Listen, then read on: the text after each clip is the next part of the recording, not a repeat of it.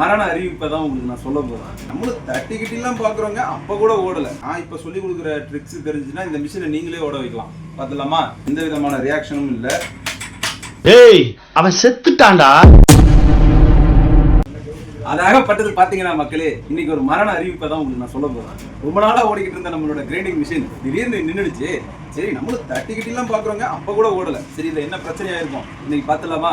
இந்த பதிவு ஏன்னா இந்த மாதிரி மிஷின் திடீர்னு நின்றுடுச்சு, இந்த மாதிரி சுவிட்ச் ஆன் பண்ணோடனே நின்றுடுச்சு அப்படின்னா, இந்த மிஷின் மட்டும் இல்லைங்க, நீங்கள் எந்த மிஷின் வச்சிருந்தாலும் சரி, நான் இப்போ சொல்லிக் கொடுக்கக்கூடிய சொல்யூஷன் தான் நீங்கள் யூஸ் பண்ணணும். இதுதான் மேஜர் கம்ப்ளைண்ட்டாக இருக்கும். ரொம்ப ரேராக தான் காயிலெலாம் வீணாக போயிருக்க வாய்ப்புகள் இருக்குது. நான் இப்போ சொல்லிக் கொடுக்குற ட்ரிக்ஸ் தெரிஞ்சுன்னா இந்த மிஷினை நீங்களே ஓட வைக்கலாம். பார்த்துலாமா? கொஞ்சம் பக்கத்தில் வாங்க. இப்போ இந்த மிஷின் வந்து பார்த்தீங்கன்னா இன்றைக்கி காலையில் வேலைக்கு ஸ்டார்ட் பண்ணும்போது ஓடலை. இங்கே பாருங்கள், சுவிட்ச் போட்டிருக்கோம், ஓடலை. கரண்ட் வர போர்டு தான் இது, பவர் சப்ளை போர்டு. பட் ஆனால் எந்த விதமான ரியாக்ஷனும் இல்லை. பாருங்கள், இப்போ நம்ம இதை ரிமூவ் பண்ணணும். பின்னாடி இருக்கக்கூடிய இந்த கவரை இப்போ ரிமூவ் பண்ணுறோம். பாருங்கள், இப்போ பார்த்தீங்கன்னா இந்த ஒயரை வந்து நம்ம முதல்ல ரிமூவ் பண்ணி விட்டுருவோம். ஏன்னா ரொம்ப உயிர் ரொம்ப முக்கியமான ஒரு விஷயம். ஸோ ஒயரை ரிமூவ் பண்ணிட்டு பேக்கில் இருக்கக்கூடிய இந்த டோரை வந்து ரிமூவ் பண்ணுவோம்.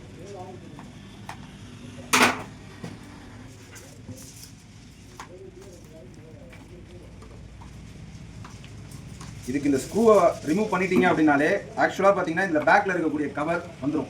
இப்போ உங்களுக்கு வந்துருச்சா? இங்கே பாருங்கள், ஃபஸ்ட்டு நீங்கள் கவனிக்க வேண்டிய விஷயம், இப்போ ரொம்ப பக்கத்தில் லைட்டு போட்டா தெரியுதா பாரு. இப்போ வந்து பார்த்தீங்கன்னா நம்ம ஃபஸ்ட்டு கவனிக்க வேண்டிய விஷயம், இந்த ஒயர் வருது பார்த்தீங்களா, இது வந்து ஃபேஸ் நியூட்ரல். ஓகேங்களா? இந்த ஃபேஸ் நியூட்ரல் ஒயர் வந்து இந்த இடத்துல உங்களுக்கு டச் ஆகிருக்கு. இங்கே பாருங்கள், கான்டாக்ட் ஆகிருக்கு. ரெண்டாவது நீங்கள் கவனிக்க வேண்டிய விஷயம், இந்த ஃபேஸ் நியூட்ரல் இந்த ஸ்விட்ச்லேருந்து பார்த்தீங்கன்னா டேரெக்டாக இந்த இடத்துல லிங்க் ஆகுது பாருங்கள். இந்த ஒயரெல்லாம் லிங்க் ஆகிருக்கான்னு பாருங்கள். ஓகேங்களா? இது எல்லாமே லிங்க் ஆகிருக்கு இந்த மிஷினில். இப்போ மூணாவதாக என்ன ஃபால்ட் ஆகிருக்கு அப்படிங்கிறத பாருங்களேன். இங்கே பாருங்கள், இந்த மிஷின் ஓடணும் அப்படின்னா இதுக்கு வந்து கார்பன் கொடுப்பாங்க. ஸோ இந்த கார்பன் தான் வந்து பார்த்திங்கன்னா உள்ளே வந்து ஆர்மிச்சரை வந்து ரொட்டேட் பண்ணும். இப்போ இதில் வந்து ஆர்மிச்சரில் நம்ம ஃபிக்ஸ் பண்ணக்கூடிய கார்பன் வந்து அவுட் ஆகிருக்கு பாருங்கள். இப்போ உங்களுக்கு தெரியுதா? உள்ளே தெரியுதா பாரு. இப்போ உங்களுக்கு வந்து இதில் இருக்கக்கூடிய கார்பனே இல்லை பாருங்கள். ரெண்டு சைடுமே கார்பன் அவுட்டு, ரொம்ப கம்மியாக போயிடுச்சு பாருங்கள். ஒரு சைடாக கொஞ்சோண்டு கார்பன் இருக்குது, ஒரு சைடு கார்பனே இல்லை. இந்த ஸ்ப்ரிங் வந்து ரொம்ப மஸ்ட்டுங்க. இந்த ஸ்ப்ரிங்கை வந்து ரொம்ப கேர்ஃபுல்லாக வந்து ஹேண்டில் பண்ணுங்கள். ஸ்ப்ரிங்கை காலி பண்ணிட்டீங்க அப்படின்னா திருப்பி கிடைக்காது அவ்வளோ சீக்கிரம். ஸோ கார்பன் மட்டும்தான் நம்மளால் வாங்க முடியும். இதோ பாருங்கள், இதை வந்து லைட்டாக ரிமூவ் பண்ணி விட்டுருங்க. இந்த ஹோல்டர், கார்பன் பவர் ஹோல்டரை ரிமூவ் பண்ணிவிட்டு எடுத்திங்கன்னா இது இருக்குது பார்த்தீங்களா, இதுதான் வந்து வீணாக போன கார்பன். எவ்வளோ சின்னதாக போயிடுச்சு பாருங்கள். ஒரு பக்கத்தில் கார்பனே கிடையாது. இங்கே பாருங்கள், கார்பனே கிடையாது. இப்போ நம்ம என்ன பண்ணியிருக்கோம் அப்படின்னா, கார்பன் புதுசாக வாங்கியிருக்கோம் பாருங்கள், புது கார்பன் வாங்கியிருக்கோம். இதோட ரேட் வந்து 80 ரூபீஸ் வந்துச்சுங்க. இதோ பாருங்கள், இப்போ இந்த கார்பன் வாங்கியிருக்கோம். இந்த கார்பனை வந்து இதில் எப்படி இன்சர்ட் பண்ணணும் அப்படிங்கிறத கவனிங்க. இதை வந்து பார்த்தீங்கன்னா சிம்பிளாக இருக்குங்க. இப்போ நான் இப்போ உங்களுக்கு சொல்லிக் கொடுக்கக்கூடிய இந்த பதிவு, இந்த மிஷின் போச் கிரைண்டிங் மிஷின் மட்டும் கிடையாது, எந்த மிஷினாக இருந்தாலும் சரி, மெயினாக இந்த கார்பன் தான் போகும். இந்த கார்பன் போனுச்சுனாலே மிஷின் ஓடாது. ஓகேங்களா? ஒரு வேளை ஸ்மெல்லு வரும், நீங்கள் ஒரு மாதிரி ஸ்பார்க் ஸ்மெல்லு வரும். ஸோ அந்த மாதிரி இருந்துச்சுன்னா இந்த கார்பனை மாற்றிடுங்க. நீங்களே மாற்றலாம்.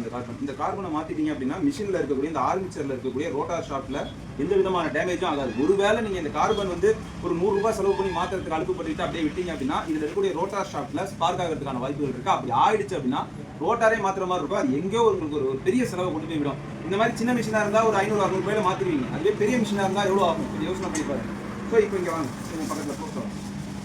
இப்போ இதில் இருக்கக்கூடிய இந்த பகுதி இருக்கு இல்லையா, இங்கே பாருங்க, இங்கே கவனிங்களேன், இதோ இருக்குது இல்லையா இந்த பகுதி. ஸோ இந்த பகுதியை வந்து நம்ம வந்து இன்சர்ட் பண்ணுறோம் உள்ள. இங்கே பாருங்கள், இப்போ இன்சர்ட் பண்ணிட்டோம். இன்சர்ட் பண்ணிவிட்டு இந்த ஒயர் லீடு இருக்குது பார்த்தீங்களா, இந்த லீடை வந்து இதிலேயே நம்ம எடுத்த இடத்துலேயே கனெக்ஷன் கொடுத்துட்றோம். இதை கனெக்ஷன் கொடுக்கல, ஒரு வேளை பிச்சு அப்படின்னா ஓடுமான்னு கேட்டிங்கன்னா டெஃபினட்டாக மிஷின் ஓடும். ஓகேங்களா? கார்பன் வந்து பார்த்தீங்கன்னா ஃபுல்லாகவே இந்த இரும்பு மெட்டலில் தான் இருக்குது. இங்கே கவனிங்களேன், கொஞ்சம் க்ளோஸ் வாங்க. இந்த கார்பன் வந்து பார்த்தீங்கன்னா இதில் நம்ம கனெக்ஷன் கொடுக்கறதுக்காக தான் இது கொடுத்துருக்காங்க. பட் இருந்தாலுமே இது ஃபுல்லாமே ஒரு இரும்பு லீடால் தான் ஆயிருக்கு. அப்படிங்கிறதுனால ஃபுல்லாமே எலக்ட்ரிசிட்டி வந்து கன்வர்ஷன் ஆகும். ஸோ இது பிச்சு அப்படிங்கிறதுக்காக நீங்கள் கார்பனை தூக்கி போடணும்னு அவசியம் கிடையாது. ஒருவேளை இது சில பேர் மாட்டும் போது விட்டுருவாங்க. ஸோ அப்படி விட்டாங்க அப்படின்னா அது ஒரு பெரிய இஷ்யூ கிடையாது. ஓகேங்களா? அப்படியே மாட்டிடலாம். இப்போ நம்ம என்ன பண்ணுறோம் அப்படின்னா கவனிங்க, இதில் இன்சர்ட் பண்ணுறோம். சில சமயத்தில் உள்ளே போகாது. இப்போ நான்லாம் வந்து பார்த்தீங்கன்னா இப்போ உங்களுக்கு காட்டணும் அப்படிங்கிறதுக்காக இதை போடுறேன். சம்டைம்ஸ் இதெல்லாம் நான் போடவே மாட்டேன், பிச்சு எரிஞ்சிட்டு தூக்கி மாட்டிடுவேன். இப்போ பார்த்தீங்கன்னா உங்களுக்கு தெரியும், நான் வந்து அதை இன்சர்ட் பண்ணலைங்க. ஏன்னா என்கிட்ட இது வந்து பார்த்தீங்கன்னா போச் கிரைண்டிங் மிஷினுக்குள்ளதுன்னு சொன்னாங்க. பட் ஆனால் அது வேறு எதுக்கோ உள்ளது கொடுத்துருக்காங்க. ரொம்ப ஓவர் டைட் ஆகுது. இப்போ நான் என்ன பண்ணுறேன், அந்த ஸ்ப்ரிங்கை எப்படி எடுத்து விட்றேன்னு பாருங்கள். இப்படி வந்து அந்த ஸ்ப்ரிங்கை மட்டும் மறக்காமல் மேலே இப்படி எடுத்து விட்டுருங்க. இப்போ எடுத்து விட்டுருங்க பார்த்தீங்களா, இந்த மாதிரி எடுத்து விட்டுருங்க. இந்த மாதிரி எடுத்து விடாமல் நீங்கள் போட்டிங்க அப்படின்னா உங்களுக்கு வந்து மிஷின் ஓடாது. ஓகேங்களா? இதுதான் வந்து இந்த டென்ஷன் ஸ்ப்ரிங் தான் வந்து கார்பனை ஆர்மிச்சரோட ப்ரெஸ் பண்ணும். இப்போ அப்படியே ஆப்போசிட் வாங்க, இங்கே பாருங்கள். இப்போ ஆப்போசிட்லேயும் பார்த்தீங்கன்னா இங்கே பாருங்கள், நான் என்ன பண்ணுறேன் அப்படின்னா இந்த மாதிரி வைக்கிறேன். இதோ பாருங்கள்,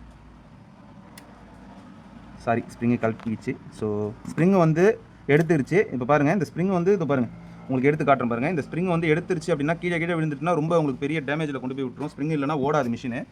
ஸோ இந்த ஸ்ப்ரிங்கை வந்து இந்த மாதிரி போட்டுருங்க. இந்த பொசிஷனில் போட்டு இங்கே பாருங்கள், கொஞ்சம் க்ளோஸாக காட்டேன். இந்த ஸ்ப்ரிங் நான் எப்படி போடுறேன்னு பாருங்கள். புது ஸ்ப்ரிங் வாங்கினீங்க அப்படின்னாலும் இப்படி தான் போடணுங்க. ஒரு சின்ன டெஸ்டரை வச்சுக்கோங்க. இந்த டெஸ்டரை வச்சு இதை பாருங்கள், நான் உள்ளேருந்து லீடு எடுத்துகிட்டு வரேன் பாருங்கள். இந்த மாதிரி எடுத்துகிட்டு வந்து இப்படி மேலே ப்ரெஸ் பண்ணுற மாதிரி விட்டுணுங்க. இப்போ வந்து அந்த கார்பன் அது வந்து ப்ரெஸ் பண்ணிகிட்ருக்கு. எங்கே ப்ரெஸ் பண்ணுது? இந்த இடத்த கவனிங்க. உள்ளே இருக்கக்கூடிய ஆர்மேச்சரை வந்து இந்த கார்பன் வந்து ப்ரெஸ் பண்ணுது. இப்போ இப்படி ஏன் ப்ரெஸ் பண்ணணும் அப்படின்னா அப்போ தான் வந்து எலக்ட்ரிசிட்டி கான்டாக்ட் நடக்கும். அப்போ தான் வந்து இந்த மிஷின் வந்து ரன் ஆகும். ஓகேங்களா? இப்போ நம்ம என்ன பண்ணிட்டோம், போட்டோம்.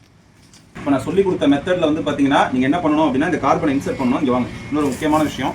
என்னால் வந்து இந்த ஒயரை வந்து கனெக்ஷன் கொடுக்க முடியல. இது கொடுக்கணுங்கிற அவசியம் இல்லை. இதை முடிஞ்சால் கட் பண்ணி விட்டுருங்க, நோ ப்ராப்ளம். ஏன்னா இது எல்லாமே இரும்பு மெட்டலில் தான் ஆனது. ஓகேங்களா? ஸோ இது கொடுக்கணுன்றது ரொம்ப மஸ்ட்டெல்லாம் ஒன்றும் கிடையாது, ஓடும். நான் இந்த சைடு கொடுக்க முடியல. நான் என்ன பண்ணியிருக்கேன் அப்படின்னா இந்த லீடை வந்து இந்த ப்ளக் பண்ணக்கூடிய இடத்துல லைட்டாக சுற்றி விட்டுருக்கேன். ஓகேங்களா? சுற்றி விட்டு மாட்டி விட்டுறேன். இப்போ வந்து மிஷினை அப்படியே வச்சுட்டு செக் பண்ணுவோம். உங்களுக்கு எலக்ட்ரிக்கலில் வந்து கொஞ்சம் அனுபவம் இருக்குன்னா இந்த வேலையில் கை வைங்க. இல்லை அப்படின்னா தயவு செஞ்சு வந்து யாரும் வீட்டில் தனியாக ட்ரை பண்ணாதீங்க. ஏன்னா எல்லாமே வந்து கரண்ட் விஷயங்கள். ஸோ விளையாட வேண்டாம் கரண்ட்டு கிட்ட. இப்போ பாருங்கள், நான் மிஷின் ஆன் பண்ணுறேன்.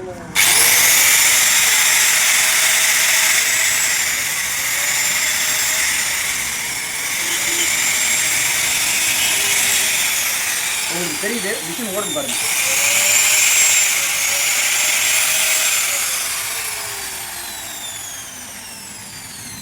இப்போ நம்ம என்ன பண்ணிடலாம் அப்படின்னா அப்படியே இந்த பேக் கவரை வந்து போட்டு விட்டுருவோம்.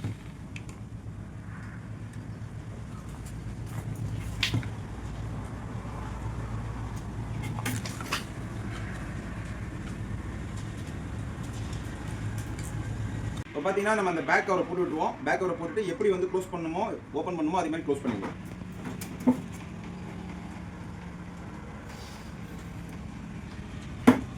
மிஷினை சுவிட்ச் போட்டு இப்போ பார்த்தீங்கன்னா நம்ம வந்து ஃபைனலாக எல்லா வரைக்குமே கம்ப்ளீட் பண்ணிட்டோம். மிஷின் வந்து ஓட ஆரம்பிச்சிருச்சு. இப்போ மிஷினை வந்து நம்ம போட்டு லோடு கொடுத்து செக் பண்ணுவோம்.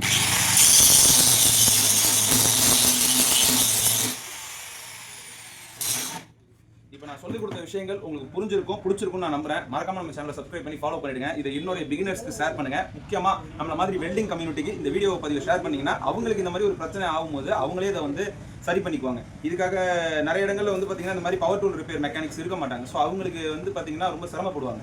அவங்களுக்கு இந்த மாதிரி பதிவில் ஷேர் பண்ணிங்கன்னா அவங்களே இதை ரிப்பேர் பண்ணிக்குவாங்க. மீண்டும் ஒரு நல்ல பதிவில் பார்ப்போம். பாய்.